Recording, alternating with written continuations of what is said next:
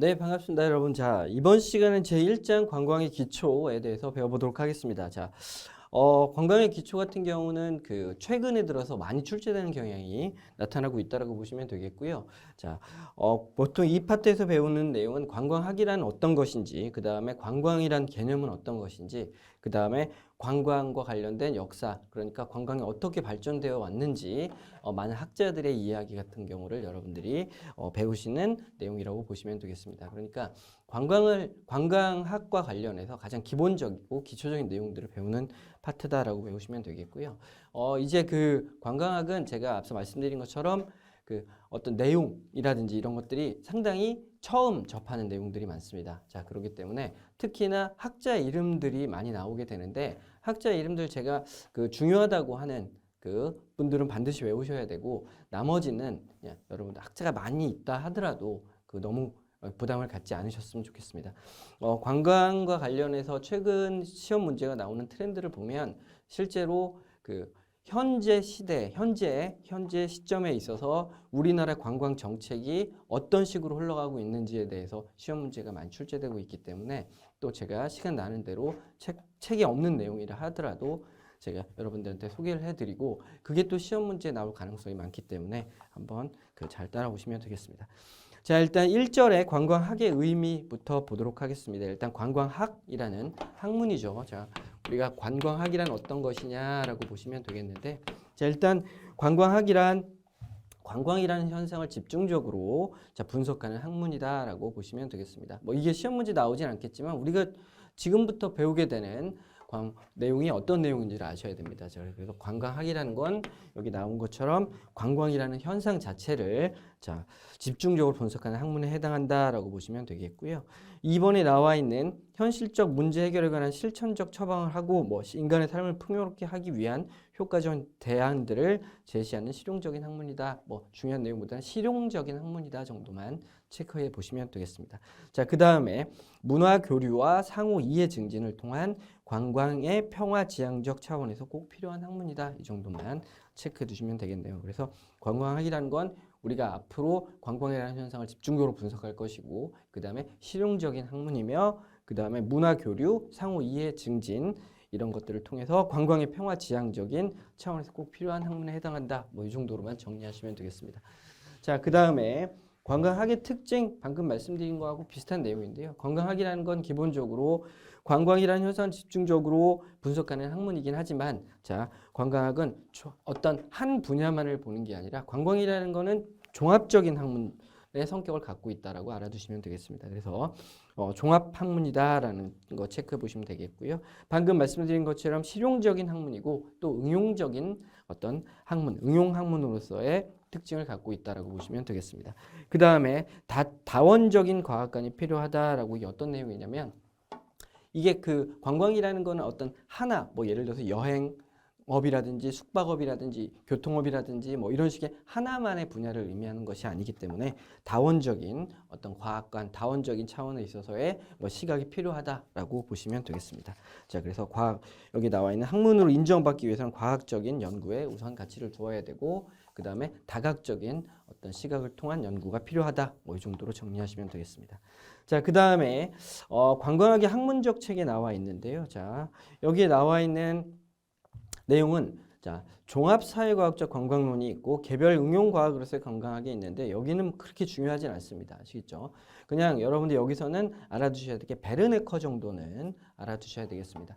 앞으로 우리가 많은 학자들을 이제 접하게 될 텐데 그런 학자들을 보면서 여러분들 이걸 다 외워야 되느냐? 물론 다 외우면 좋지만 우리가 그렇게까지는 할 수 없으니까 제가 중요하다고 말씀드린 학자들 특히 베르네커 정도는 알아두시면 좋겠고 이 베르네커가 종합사회과학적 관광론을 이렇게 역설했다라고 보시면 되겠습니다. 그래서 관광학의 체계를 관광원론, 관계론, 관광정책론으로 크게 분류해서 관광의 주체는 인간이고 밑줄 자, 그 다음에 인간은 그들의 욕구, 소망, 기대, 관념을 관광으로 실현시키며 그 과정에서 야기되는 총체적인 경제현상과 종합적인 사회현상을 관광이라고 한다라고 베르네커가 얘기했다. 이 정도로만 알아두시면 되겠습니다. 그래서 이렇게 이야기한 사람이 누구야? 라고 물어봤을 때 베르네커가 관광학에 있어서 가장 중요한 사람 중에 한 명이다 정도 알아두시면 되겠습니다. 뭐 2번 나와 있는 내용 뭐 넘어가셔도 되겠고요. 그다음에 개별 응용 과학으로서의 관광학 시험에 많이 나오지 않는 내용이기 때문에 뭐 이런 정도의 한번 책을 읽어보는 정도로 여러분들 넘어가시면 되겠습니다. 자, 관광학의 발전 과제가 있는데요. 자, 관광학을 학문으로 자리매김하기 위해서는 아까 말씀드린 것처럼 과학적인 연구 방법론이 필요하다. 뭐 이 정도로만 정리하시면 됩니다. 이 파트가 시험에 많이 나오는 건 아니기 때문에.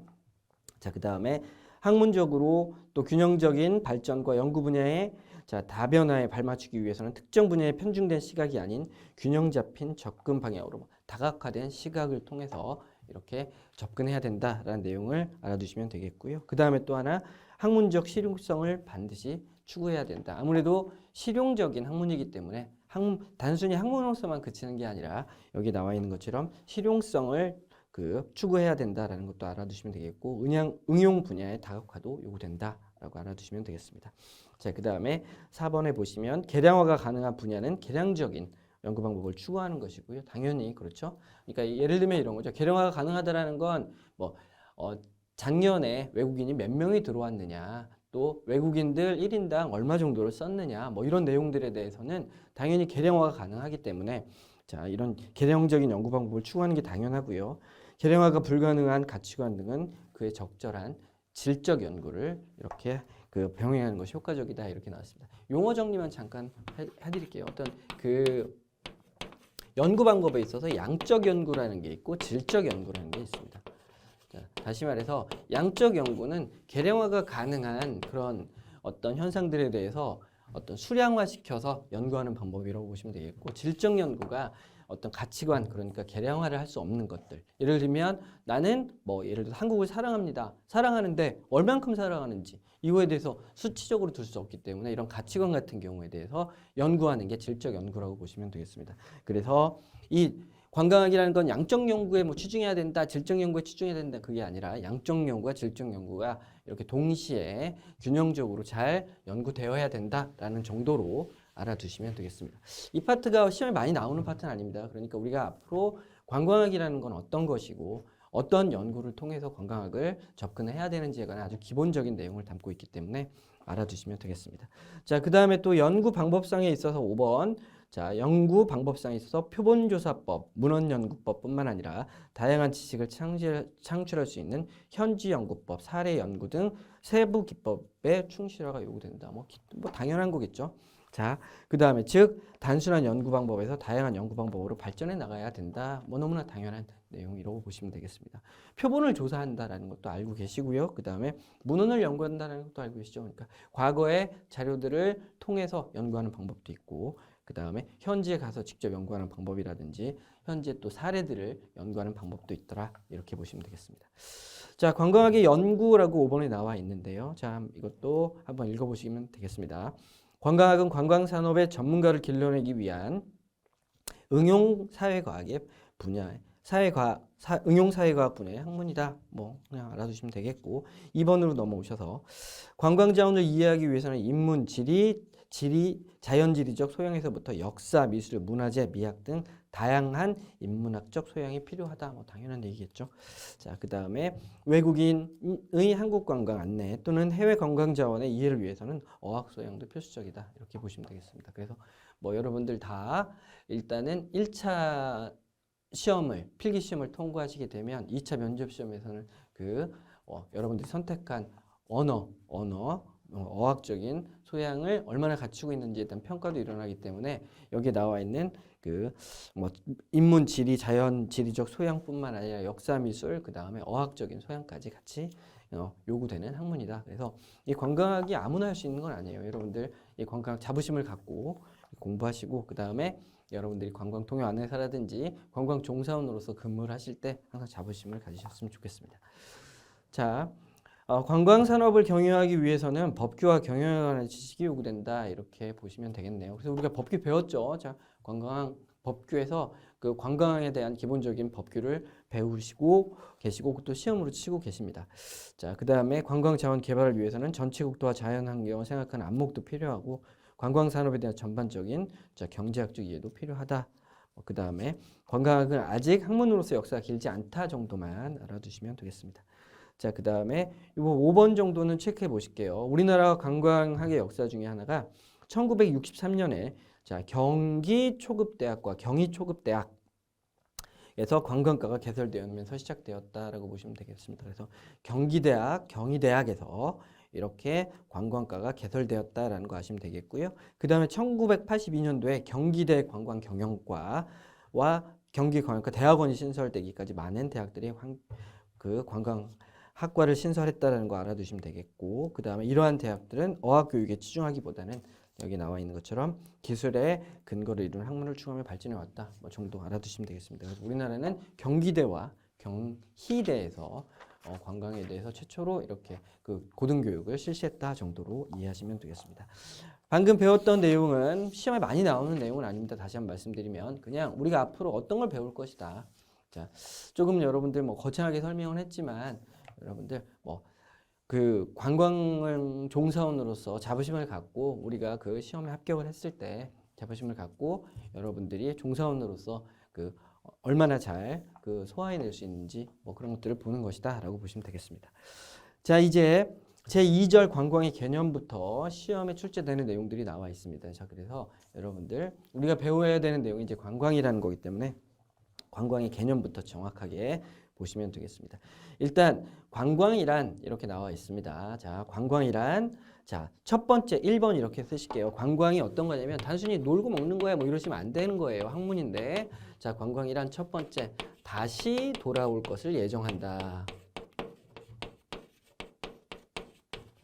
이게 첫 번째 포인트입니다. 그러니까 관광이 되기 위해서는 다시 돌아와야 되는 거예요. 아시겠죠? 가버리고 안 온다. 이건 이민이죠. 아시겠죠? 그래서 다시 돌아올 것을 예정으로 한다라는 게 첫 번째고요. 두 번째가 일상의 생활권을 벗어나는 겁니다. 자, 일상의 생활권을 떠난다. 일상의 생활권을 떠난다.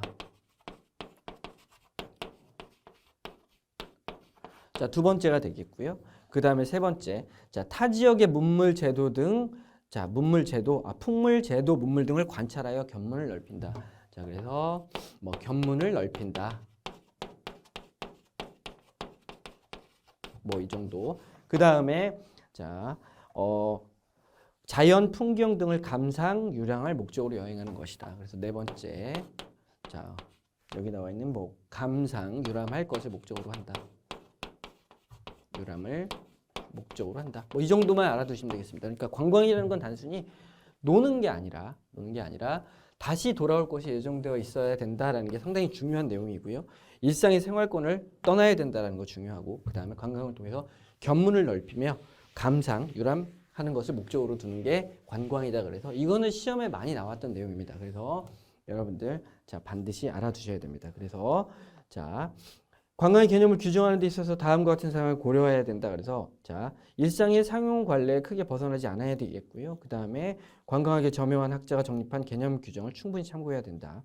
규정된 개념은 누구나 자 쉽게 이용하기 쉽게 배려해야 한다. 뭐 이런 내용이 나와 있는데 자 이것보다는 방금 말씀드렸던 네 가지 정도 관광과 관련해서는 네 가지 정도의 개념을 갖고 있어야 된다라는 거 알아두셔야 되겠습니다.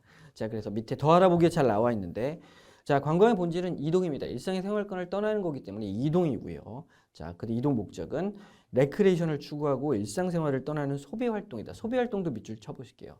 관광이라는 건 소비활동이지. 자, 가서 돈을 벌 목적으로 떠난다. 이것도 관광이라고 볼 수 없습니다. 자, 그 다음에 소비활동이며 반드시 돌아오는 것을 전제로 한다. 계속해서 말이 반복되고 있죠. 그러니까 소비활동이어야 되고 그 다음에 일상생활권을 떠나야 되고 그 다음에 여기 나와 있는 것처럼 다시 그 돌아올 것을 전제로 하는 게 관광이다라는 거 반드시 알아주셔야 되겠습니다. 자 그래서 밑에 관광의 개념적 구성 요소 방금 여러 번 출제가 됐습니다. 이것도 뭐 13년도 기출이 이렇게 나왔지만 실제로 많이 출제됐던 내용입니다. 이동성, 그다음 회귀성이 다시 돌아오는 거죠. 자 그다음에 탈일상성, 그래서 일상적인 생활로부터 벗어나는 것을 우리가 관광의 개념적 구성 요소로서 두고 있다라고 보시면 됩니다. 자, 그래서 관광과 유사한 의미의 용어로서는 여행, 여가, 소풍, 유람, 기행, 피서, 방랑, 레저, 레크레이션 등이 있다 정도만 알아두시면 되겠습니다.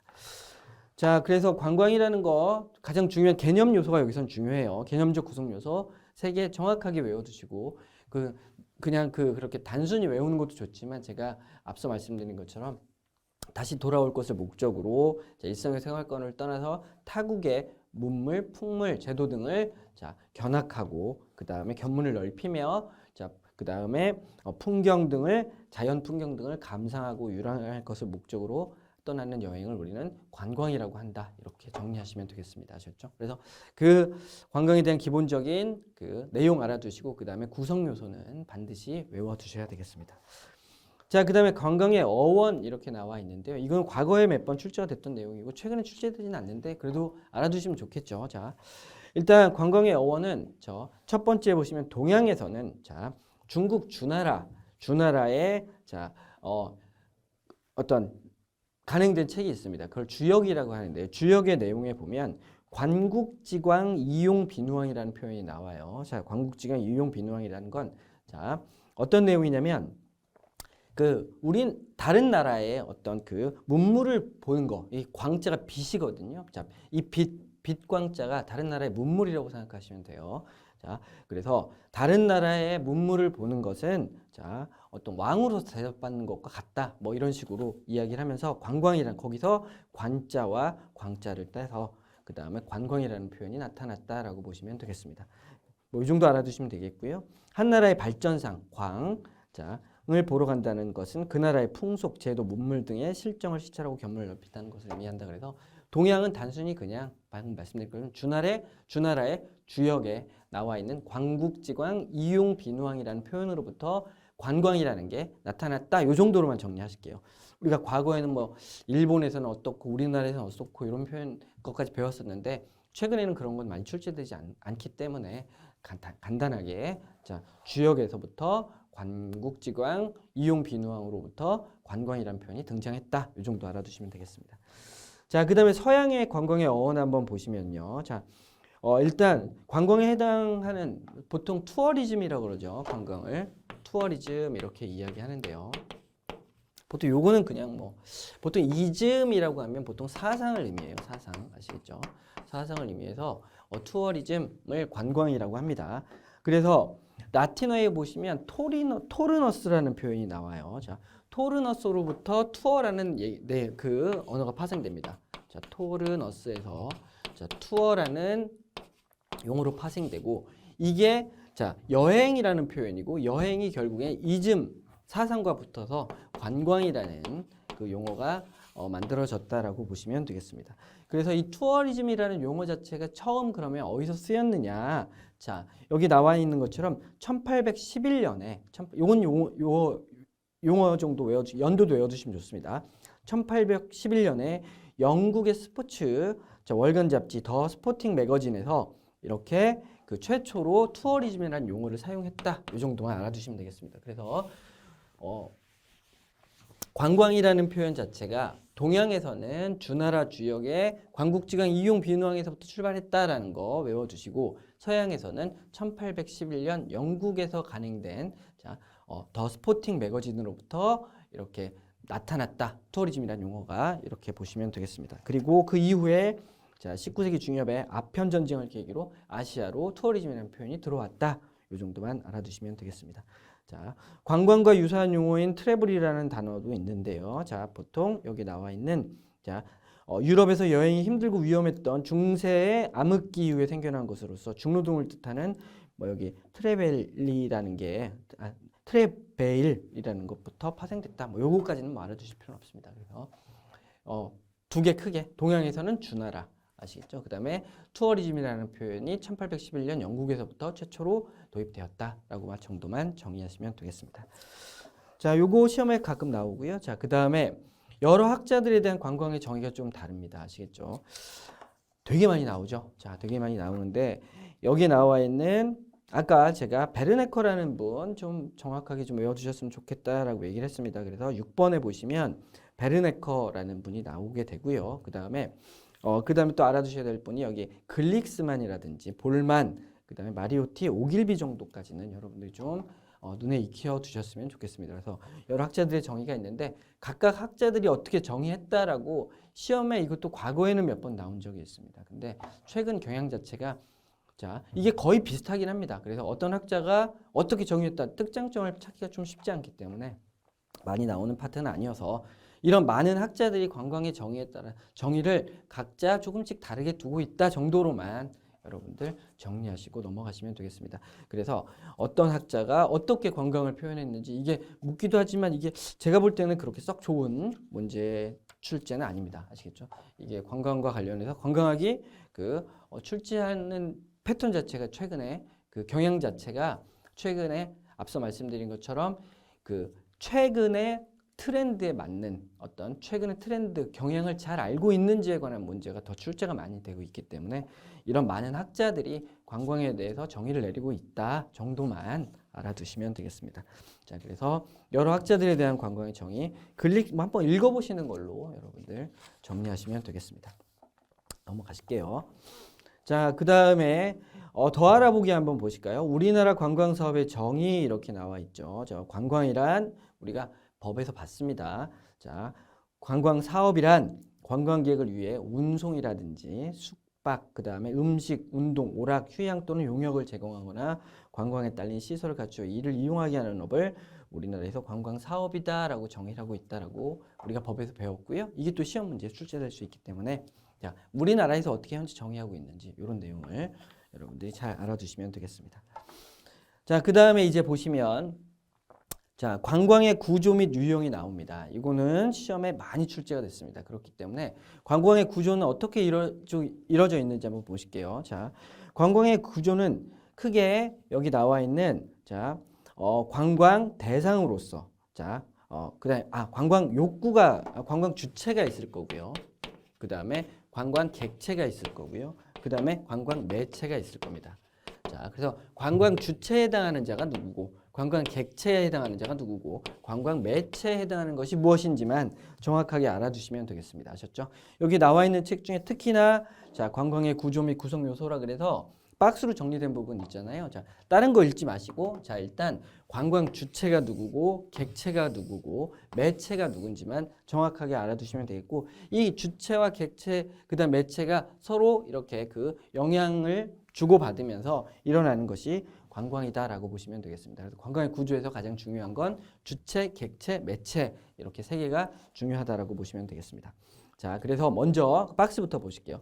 관광 주체로서는 관광객이 있습니다. 아시겠죠? 관광객이 관광 주체에 해당합니다. 관광객이 자, 주체에 해당하고 관광 객체는 관광 대상을 의미해요. 관광 대상. 그러니까 우리가 자연적인 어떤 인위적인 관광물이라고 보시면 되겠습니다. 그러니까 대표적으로 폭포라든지 어떤 그 자연적인 관광물도 있고 사찰도 있고 그다음에 어떤 문화 같은 것도 있고 이런 것들 관광 대상을 우리가 관광 객체라고 보시면 되겠고 매체는 이 두 개를 이어주는 그 어떤 사업들, 관광 사업, 기타 이 두 개를 이어주는 것들을 관광 그 매체라고 보시면 되겠습니다. 그래서 일단 관광 주체 보시면 관광객이고 이런 관광객들은 관광 동기를 통해서 관광 욕구를 가지고 관광 그 동기를 통해서 관광 행동을 하게 된다라는 거 아시면 되겠고요. 자, 그 다음에 관광 대상은 말씀드린 것처럼 관광 자원이라든지 관광 시설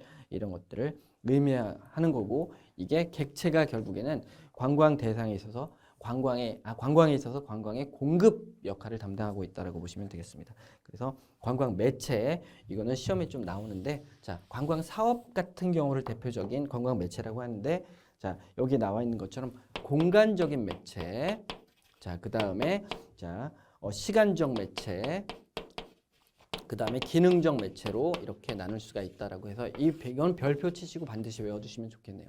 다시 말해서 공간을 이어주는 그러니까 주체와 객체, 관광객과 관광 대상을 공간적으로 이어주는 공간적 매체가 있고요. 시간적으로 이어주는 시간적 매체가 있고 기능적으로 이어주는 기능적 매체가 존재한다라고 보시면 되겠습니다. 이건 시험에 아주 많이 출제가 됐습니다. 자, 그래서 공간적 매체로서는 어떤 게 있을까요? 공간을 엮어주는 거. 자, 그러면 대표적으로 교통기관이라든지 그 다음에 운송시설, 그 다음에 도로 이런 것들이 공간을 이어주는 공간적 매체라고 보시면 됩니다. 그래서 공간적 매체로서는 방금 말씀드린 것처럼 자, 교통기관, 도로, 그 다음에 운송시설 같은 게 대표적인 공간적 매체고 시간적 매체는 시간을 이어주는 거예요. 시간을 이어준다라고 해서 여기 나와 있는 것처럼 숙박이라든지 휴식시설이 대표적인 그 시설들이 된다라고 보시면 됩니다. 자, 그 다음에 기능적 매체로서는 자, 이 둘을 기능적으로 엮어주는 거죠. 자, 그래서 여행업이 대표적인 거예요. 그래서 보시면 관광 알선이라든지 통역 안내, 그 다음에 관광 선전 이런 것들이 대표적인 기능적 매체에 해당한다. 그래서 여행업과 관련된 관광 알선, 관광 홍보, 통역 안내 이런 것들이 기능적 매체에 해당한다라고 보시면 됩니다. 자, 그래서 관광의 구성 요소 다시 한번 정리해 드리겠습니다. 관광의 구성 요소는 크게 주체와 객체 그리고 이 둘을 엮어주는 매체가 필요하다 이렇게 정리하시면 되겠고, 자, 주체는 관광객이고 객체는 관광 대상이니까 관광 시설이라든지 관광 자원을 의미하고, 이 둘을 엮어주는 기능적 첫 번째 공간적으로 이 둘을 이어주는 공간적 매체와 자, 시간적으로 이어주는 시간적 매체, 기능적으로 이어주는 기능적 매체가 존재한다라고 보시면 되겠습니다. 그래서 이게 관광 사업들을 보통 의미하는데, 공간적인 매체들은 보통 교통시설 같은 경우, 그 다음에 시간적 매체는 휴식시설이라든지 숙박시설, 그 다음에 기능적 매체로서는 여행업 같은 거, 그 다음에 홍보 같은 거 이런 것들이 대표적이다라고 보시면 되겠습니다. 이게 시험에 많이 나오니까요. 여러분들 알아두시면 되겠습니다. 그리고 책을 한번 보실게요. 관광 욕구 이렇게 나와 있는데요. 자, 관광 욕구란 일반적으로 관광 행동을 일으키는 데 필요한 심리적인 원동력을 관광 욕구라 한다. 뭐 이 정도 그냥 알아두시면 되겠네요. 관광 대상은 말씀드린 것처럼 관광 자원과 관광 시설 이런 것들이 자, 관광 개체로서 이렇게 있다라고 보시면 되겠습니다. 지금 제가 말씀드렸던 내용을 자, 책으로 정리하는 것보다는 이렇게 한번 그림으로 그려보시고, 여기 박스에 나와 있는 내용이 좀 더 중요하니까 여러분들 박스에 나와 있는 내용을 정확하게 알아두셨으면 좋겠습니다. 자, 그 다음에 또 보시면 그 관광의 유형이라 그래서 또 많은 학자들이 여러 분류를 통해서 이 관광을 이렇게 분류를 해놨습니다. 자, 이것도요, 시험에 그렇게 많이 나오진 않습니다. 그렇기 때문에 이렇게 그 마리오티가 뭐 베르네커가 일반적인 분류는 어떻게 되는구나라고 정도만 한 번만 읽어보시면 되겠습니다. 그래서 시험에 많이 나오는 내용은 아니기 때문에 한번 그냥 알아두셨으면 좋겠습니다. 그래서 여기서 중요한 거 구조, 자, 구성 요소, 그 다음에 이런 것들만 정확하게 파악해 주시면 되겠습니다. 자, 그 다음에 국적과 국경에 관한 관광의 분류, 요거는 또 너무 뭐 시험에 많이 나왔습니다. 자, 그래서 우리가 관광 법규를 배울 때도 제가 설명해 드렸어요. 우리가 관광법규를 배울 때 여행업이라고 하면서 자, 뭐라고 말씀드렸냐면 크게 첫 번째가 자, 종합여행업이 있고 국내외 여행업이 있고 국내 여행업이 있다 이렇게 말씀해 드렸거든요. 자, 그래서 이 관광도 그거하고 비슷한 거라고 보시면 돼요. 첫 번째 보시면 국내 관광이라는 게 있고 국외 관광, 해외 관광, 외국인 관광 이렇게 나눌 수가 있는데, 뭐 용어 여러분들 딱 보시면 알아요. 일단 보시면 자, 국내 관광이라는 건 내국인의 국내 여행입니다. 뭐 여기 책에는 자국민의 자국내에서의 관광인데, 우리가 그 관광 법규에서 배운 용어를 그대로 쓴다라면 내국인의 국내 여행을 국내 관광이라고 합니다. 영어로 도메스틱 투어 이렇게 얘기를 하죠. 자, 그 다음에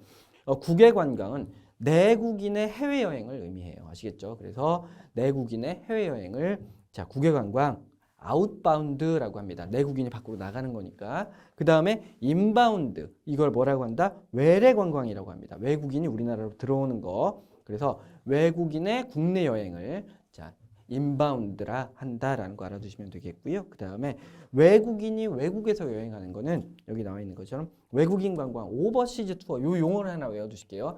오버시즈 투어라 그래서 외국인의 자, 해외여행을 우리는 그 오버시즈 투어다라고 이렇게 외워두시면 되겠습니다.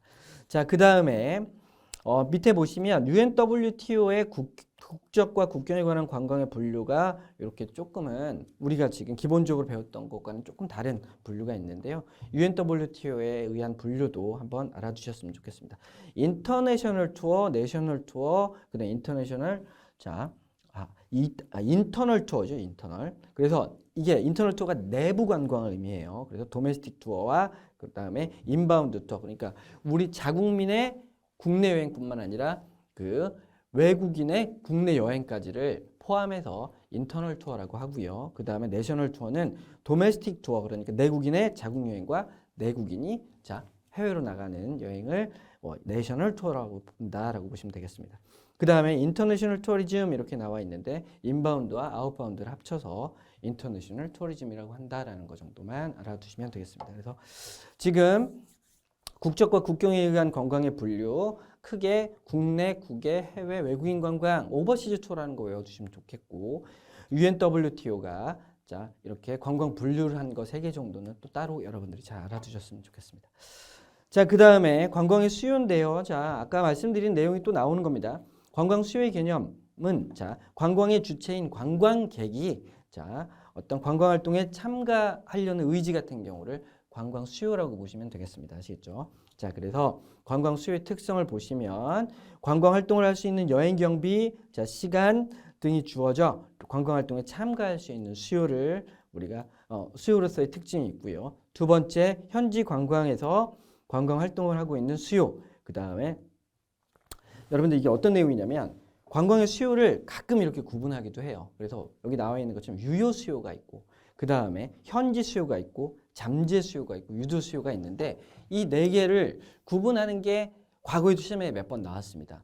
또 최근에는 제가 시험에서 많이 못 봤는데 그래도 이 관광 수요가 어떤 수요들이 있는지 한번 보시는데 유효 수요는 방금 말씀드린 것처럼 자 앞으로 우리가 자 관광 활동을 할 수 있는 자 여행 경비 시간 등이 실제로 주어져 있어서 관광 활동에 참가할 수 있는 그런 수요를 유효 수요라고 그러고 이것과 구분해야 되는 게 디귿에 나와 있는 잠재 수요예요. 이거는 개인적 능력과 관광지와 관련된 여건이 주어진다면 앞으로 관광 활동에 참여할 수 있는 수요를 잠재 수요라고 하는 겁니다. 아시겠죠? 유효 수요는 현재 일어나고 있는 수요들을 유효 수요를 하고 그 다음에 여기 나와 있는 잠재 수요는 앞으로 여건만 주어지면 관광 활동을 할 수 있는 수요를 잠재 수요라고 한다라고 알아두시면 되겠고 아까 말씀드렸던 현지 수요 같은 경우는 현지 관광에서 관광 활동을 하고 있는 수요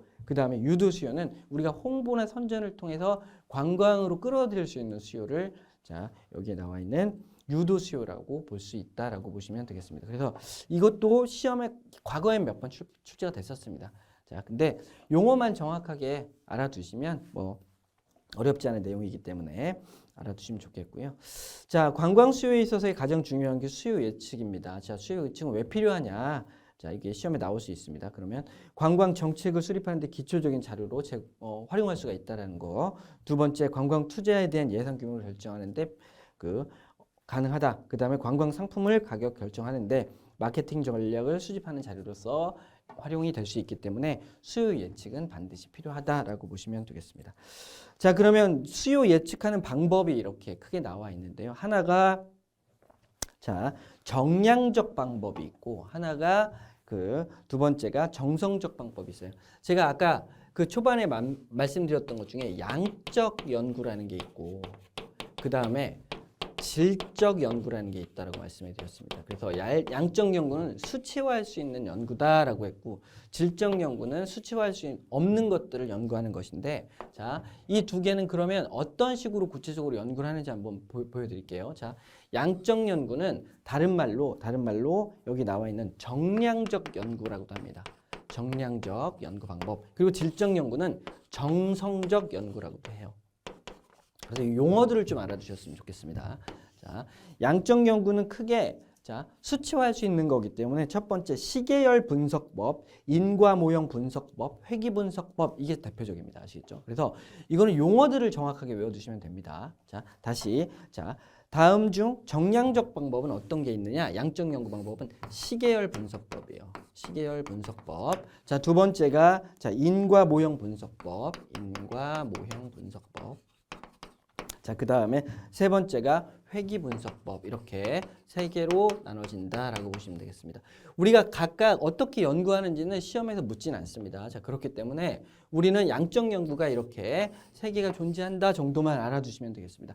이거 외우는 게 어렵죠. 자, 이게 다시 한번 말씀드리면 양, 수치화 시킨다. 여기서 여러분들이 착안하셔서 시계는 숫자가 나와 있잖아요. 그 다음에 인과 모형 분석법에는 원인과 결과에 대한 것들을 정확하게 보고 판단하는 거기 때문에 이거는 자, 수치화 시킬 수 있는 모델이라고 보시면 되겠습니다. 회귀 분석법도 마찬가지고요. 자, 그래서 여러 가지 변수를 통해서 뭐 이렇게 어떤 예측하고 설명하는 통계 분석 방법이기 때문에 이 3개가 양적 연구 방법이다라는 거 알아두시면 되겠고 질적 예측 방법은 책에 나와 있는 대로 주관적, 평가법, 기술적 추정법, 역사적 예측 방법, 자, 전문가 패널, 델파이법, 시나리오 설정법들이 존재한다라고 보시면 됩니다. 그래서 보시면 그냥 여러분들이 이렇게만 외워주시면 돼요.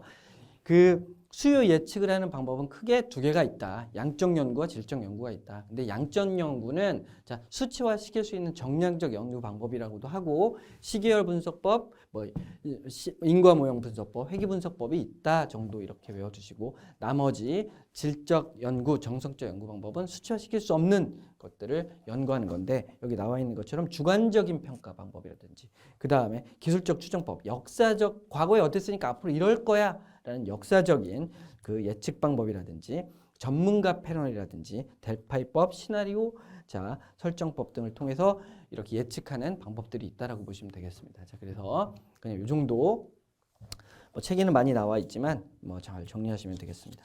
자, 그다음에 여가 활동과 관련 관광이라는 표현도 시험에 가끔 나옵니다. 여가라는 것이 그 관광과 비슷한 어떤 파생적인 용어에 해당하는데요. 자, 보시면 여가란 개인의 직장, 가정, 사회에서 부과된 의무로부터 해방되었을 때 휴식, 기분 전환을 위하여 자, 또는 이득과는 관계없이 지식과 능력의 배양, 자발적인 사회적 참여와 자유로운 창조력의 발휘를 위하여 임의적으로 행하는 활동의 총체를 여가라 한다. 그래서 뭐 여가라는 거 여러분들 그냥 알아두시면 되겠습니다. 자, 여가의 기능은 휴식의 기능을 하고요. 자, 그 다음에 기분 전환의 기능을 하고 자기 실현의 기능이 있다. 뭐 이 정도만 알아두시면 되겠습니다. 여기도 시험에 많이 출제되는 거 아니니까. 자, 그 다음에 3번에 보시면 여가 활동으로서의 관광 이렇게 나와 있는데 여가 활동에는 휴식적인 것도 있고요. 자, 그 다음에 교양 취미에 관한 것, 그 다음에 스포츠와 야외 활동에 관한 것, 화교와 봉사 활동, 관광 여행 등 종류와 내용이 다양한 것이다. 그 중에서 관광은 인간의 기본적인 욕구를 충족시킬 수 있는 가장 이상적인 여가 활동이다. 이렇게 정리하시면 되겠습니다. 이 여가 활동이라는 건 이렇게 방금 정리한 것처럼 이렇게 정신적, 육체적인 쉼을 의미하는데 여러 가지가 있으나 그 중에 자, 관광이 가장 인간의 기본적인 욕구를 충족시킬 수 있는 가장 이상적인 방법에 해당한다 정도만 알아두시면 되겠습니다. 그래서 여러분들 그 정도로 정리하시고 자, 최근에 여가 활동이 증대하는 배경에 대해서 알아두시면 되겠는데 자, 고학력 사회가 출현했기 때문에 여가 활동이 이렇게 나타나고 있다. 아무래도 사람들이 많이 배우다 보니까 정신적으로 육체적으로 많이 지치게 됩니다. 그래서 여가 활동이 필요한 그 어떤 증대되는 요 배경에 해당할 거고요. 두 번째는 여성의 직장 진출이 증가했기 때문에 여가 활동이 많이 증대하고 있다고 보시면 되겠습니다. 자, 그 다음에 세 번째, 가사노동 시간이 좀 단축됐고 그 다음에 주부의 사회적인 활동이 늘어났기 때문에 이렇게 여가 활동이 증대할 수밖에 없다. 그 다음에 생활을 적극적으로 즐기려는 가치관의 보급 때문에라도 여가 활동이 증대할 수밖에 없다라고 보시면 되겠습니다. 최근에 뭐 MZ 세대들이 또 자기 그 뭐 이런 거죠. 자기 그 여가 활동 시간이라든지 자기의 개인적인 걸 좀 지켜달라라는 것도 하나의 증대 배경으로 보시면 되겠습니다. 그래서 여가 활동의 증대 배경 그냥 읽어보시고 이렇게 관광학개론을 이제 문제를 우리가 풀어보시면 여기 책에 나와 있는 그대로 출제가 되지가 않아요. 자, 법이 쉬운 게 법은 법규에 나와 있는 용어 하나만 틀려도 그게 오답이 될 수 있는데 자, 관광학개론은 이런 내용들을 통해서 여가가 어떤 것이다. 여가가 어떻게 여가가 증대하는 원인은 무엇이다라고 해서 감각적으로 여러분들이 그냥 머릿속으로 암기하는 게 아니라 이해를 해 두셔야지 되는 것이지 여기 나와 있는 것들이 그대로 출제되지는 않기 때문에 아, 이런 배경을 통해서 여가 활동이 증대될 수밖에 없었구나 그냥 이해해 두시면 되겠습니다. 자, 그래서 여기서 중요한 거는 방금 말씀드렸던 관광의 수요와 관련해서 관광의 수요는 예를 들어 유효 수요가 있고 뭐 잠재 수요가 있고 그 다음에 현지 수요가 있고 유도 수요가 있다. 이 정도 정리하시고 그 다음에 수요 예측하는 방법은 정량적 방법과 정성적 방법이 있다. 자, 근데 정량적 방법은 수치화시킬 수 있는 그런 연구 방법들을 우리가 정량적 방법이라고 하고 그 대표적으로 시계열 분석법이라든지 그다음 회귀 분석법, 그다음에 인과모형 분석법 등이 존재하고 정성적 분석법, 질적 예측 방법 같은 경우는 주관적이라든지 역사적이라든지 그다음에 전문가 패널들의 이야기를 듣는다든지 자, 시나리오를 설정한다든지 델파이법이라든지 뭐 이런 걸 통해서 이렇게 그 예측하고 연구한다라고 보시면 되겠습니다. 자, 그리고 수요 예측의 필요성은 관광 자료로서 활용할 것이고 그 다음에 예산 규모를 결정하는 데 필요한 것이고 정책을 만드는데 그 다음에 마케팅 전략을 수립하는데 관광 상품의 그 어떤 가격을 결정하는데 있어서 상당히 중요한 역할을 하고 있다라고 보시면 되겠습니다.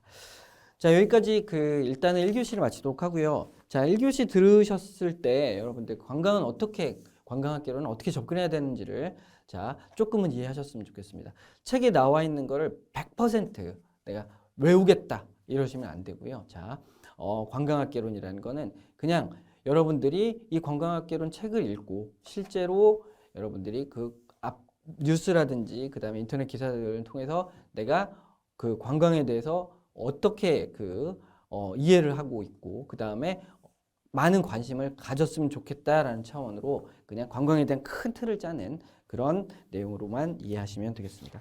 다음 시간에는 이제 관광의 현대적 의미부터 이렇게 쭉 배우게 될 거고요. 자, 수업은 앞으로 약간은 이렇습니다. 수업은 보시는 것처럼 자, 시험에 이 책에 나와 있는 그대로 제가 수업한다기보다는 뭐 이런 흐름을 통해서 이런 용어들이 중요합니다 정도만 여러분들 말씀해 드릴 거기 때문에 일단은 수업을 잘 따라오셨으면 좋겠습니다. 고생하셨고 다음 시간에 관광의 현대적 의미부터 계속해서 보시도록 하겠습니다.